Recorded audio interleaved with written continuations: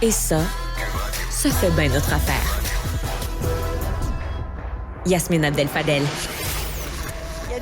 Il y a des recettes qui ne fonctionnent pas très bien et une des recettes qui fonctionne très mal, c'est temps des fêtes avec des cônes oranges. Ça fonctionne pas. Ça fonctionne pas pour le moral des Montréalais et ça fonctionne pas pour celui des commerçants, des restaurateurs et tous ceux qui ont pignon sur rue, particulièrement au centre-ville de Montréal. Et on a vu aujourd'hui dans le Journal de Montréal les commerçants du centre-ville qui redoutent les pertes financières considérables pendant la saison des achats des fêtes à cause de ces chantiers qui finissent pas de finir et qui continuent à se multiplier. On en parle avec Frédérico Sanchez, responsable de l'hospitalité au restaurant Le Pois Penché. Bonjour, Monsieur Sanchez. Bonjour, ça va bien?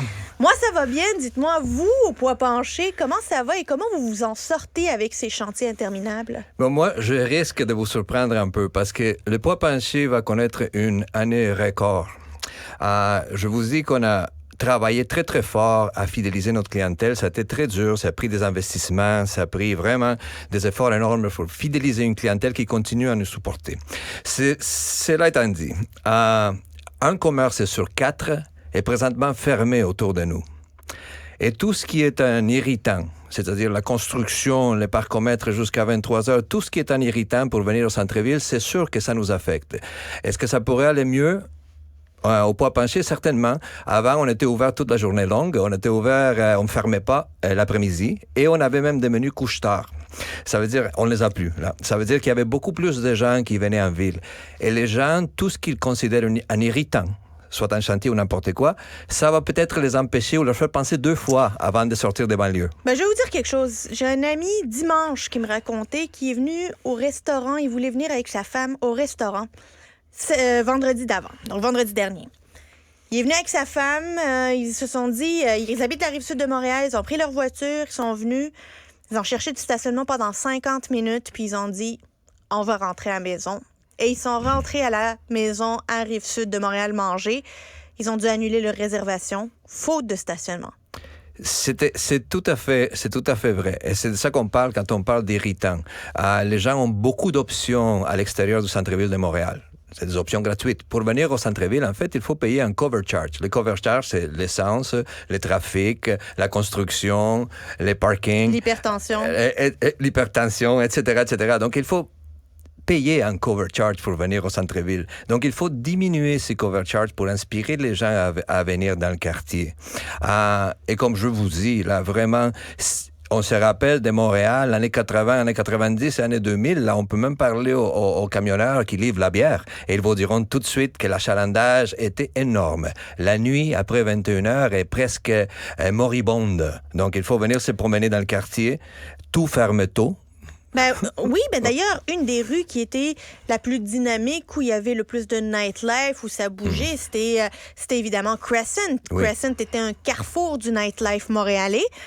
Évidemment, et toutes les rues à côté, Maisonneuve, où vous êtes, vous, présent, profitez de ce dynamisme. Mais aujourd'hui, c'est triste quand on va sur Crescent. Sur Crescent, il y a des locaux qui sont vides depuis des décennies. Donc là, c'est des locaux, je parle des gros locaux, vides depuis des décennies. Et comme je vous dis, je répète, un local sur 4 au centre-ville, c'est pas un problème de pandémie. C'est un problème qui précède la pandémie. Mais c'est quoi le problème? Mais il y a beaucoup de problèmes. Essentiellement, nous, on a les taxes les plus hautes, les taxes municipales les plus hautes au Canada. C'est difficile de faire des affaires au centre-ville. On n'a pas l'achalandage qui justifie les coûts au pied carré de s'établir au centre-ville. Il y a des irritants dont on a parlé pour venir au centre-ville. Donc, c'est un écosystème. On parle d'un écosystème de prospérité. Vous savez que c'est pas juste les chantiers, c'est pas juste les parcomètres, c'est pas juste quelque chose en particulier. C'est un écosystème qui, ou bien, avantage la prospérité ou l'érode. Donc, on parle d'érosion ou d'avantage. Et depuis des années, on érode la prospérité de Montréal par plusieurs mesures, des règlements, des lois, etc., etc. On le voit pas. Mais avec le passage du temps, là, ça s'accumule. Et ça donne le résultat qu'on voit aujourd'hui. Il y a eu un budget hier. Oui. Encore une augmentation, évidemment, de taxes pour le résidentiel, ça, on le sait, mais également pour le commercial. Rien pour faciliter la vie de ces commerces dans les restaurants que vous êtes. Vous répondez quoi à Valérie Plante qui dit que finalement, ils n'ont pas le choix et que augmenter les périodes tarifées du stationnement, ça permet de dynamiser les artères commerciales, d'après de l'administration Plante?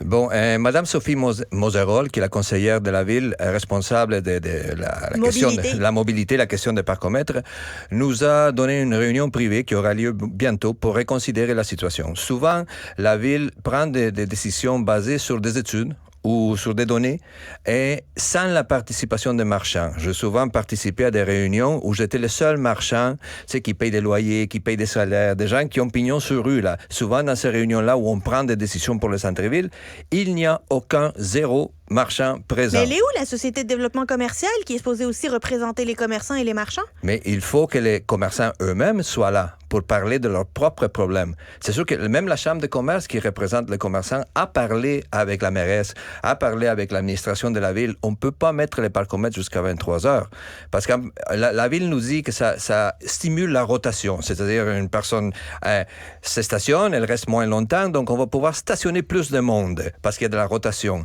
Mais en fait, pour qu'il y ait de la rotation, ça prend de l'achalandage.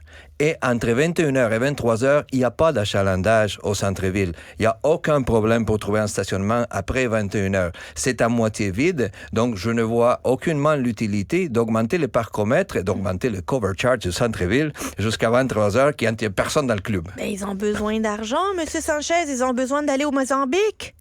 Mais c'est vrai ce que vous dites là, et ça revient à l'écosystème de prospérité. Si on endommage la prospérité de la ville durant des années et des années et des années, c'est sûr qu'à un moment donné, il va manquer de l'argent. Et je ne mets pas la responsabilité tout à fait sur la mairesse Valérie Plante, parce que la ville, les provinciales, a une responsabilité énorme sur la prospérité de la ville. Et vous ne pourrez pas me dire ou me nommer une loi ou un règlement, une mesure de promotion que le gouvernement provincial a mis en œuvre pour promouvoir Montréal et pour rendre Montréal plus prospère. Tout ce qui a été mis en œuvre, c'est vraiment pour dommager la perception de Montréal comme un lieu accueillant et un lieu prospère où on peut faire des affaires. Donc les provinciales, ils portent un certain poids, ils portent une blâme quand même assez élevée. Quelles sont les artères aujourd'hui commerciales où c'est intéressant de faire des affaires, d'ouvrir un restaurant à Montréal? Parce que Saint-Laurent, c'est délabré. Sainte-Catherine, c'est délabré. Maisonneuve, c'est vide. Crescent, c'est vide. Sherbrooke est en travaux. René Lévesque est en travaux. Vigier, bonne chance. C'est où qu'on peut aller à Montréal? Arrêtez, parce que je fais de la liste à la ville, là, puis c'est vraiment effrayant. Et moi, ce que je demande à l'administration de la ville, c'est d'arrêter de regarder et de lire et de baser les décisions sur des études et des sondages. Il faut se promener. Et je leur donne tout le temps l'exemple de Howard Schultz, CEO de Starbucks, qui sa méthode de gestion était ce qu'on appelle management by walking around. Ben oui, on marche. Qui est un concept théorique qui existe et qui est enseigné dans les MBA. Je l'ai étudié dans mon MBA. C'est très fort, M. Schultz, visiter 25 cafés par mois. Parce que quand on visite 25 cafés par mois, on voit des choses sur le terrain que les états financiers, que les bilans et les études ne vous montreront pas. Donc, ce que vous dites, là, c'est vrai. D'un côté, dans les réseaux sociaux, on parle il y a l'achalandage, c'est merveilleux, il y a plein de touristes qui viennent à Montréal, mais promenez-vous dans les rues que vous venez de mentionner, puis vous allez voir qu'il y a un problème grave. Je répète, un local sur 4 autour du Pois-Penché est fermé aujourd'hui et plusieurs depuis des décennies. Moi, depuis plusieurs semaines que j'appelle l'administration Plante de marcher entre ici, Sainte-Catherine et Berry, à Sainte-Catherine et Papineau. Donc, ce qu'on appelle le village, qui était autrefois un village où il y avait le dynamisme, où il y avait du spectacle, où on se sentait en sécurité. C'est n'importe quoi. C'est sale. Oui. Il y a de la toxicomanie partout. Il y a des sans-abri, malheureusement, qui se retrouvent dans une situation à être là. Les magasins sont fermés. Il y a des graffitis. C'est ça, le village, où qu'on a écrit dans Tourisme Montréal comme un quartier à visiter? Mais je vais vous dire un petit secret qui est connu de tous les politiciens, mais peut-être pas de tout le monde. On a dit hier que 64% des revenus de la ville viennent des taxes foncières. Mais il y a quelque chose qu'on ne dit pas. C'est que la ville n'a aucun bénéfice direct à tirer de la prospérité des marchands. Ça veut dire, si un local est fermé, ça génère autant de taxes qu'un local qui est profitable. Qui est loué. C'est parce que ça ne change rien. Donc, local vide, local loué, local profitable, local sur le bord de la faillite, ça fait aucune différence pour la ville. Le bien est là. Donc, qu'est-ce qu'on fait pour qu'une ville soit motivée de créer de la prospérité. Parce que quand on crée de la prospérité et les marchands peuvent avoir de belles marges de profit, les marchands peuvent aussi donner des meilleurs salaires, employer beaucoup plus de monde, mais la ville n'a aucune motivation. Donc, qui est le seul qui a une motivation de rendre la ville de Montréal prospère directement? C'est le gouvernement provincial. C'est eux qui collectent les taxes TPS, TVQ sur les ventes des commerces. Donc, eux, ils ont beaucoup plus de motivation que la ville de Montréal elle-même à rendre nos commerces profitables. Est-ce que vous sentez que Pierre Fitzgibbon, ministre responsable de la métropole, a Montréal comme priorité? Parce qu'il en a beaucoup sur les épaules. Là. Il est ministre du Développement économique, il est ministre de l'Énergie et en plus, il est ministre de Montréal. Est-ce que c'est trop? Est-ce qu'il faudrait donner à quelqu'un la responsabilité de Montréal puis que ça devienne une obsession du gouvernement de la CAQ? Très, très bonne idée. Très, très bonne idée parce que Montréal, c'est l'engin économique du Québec.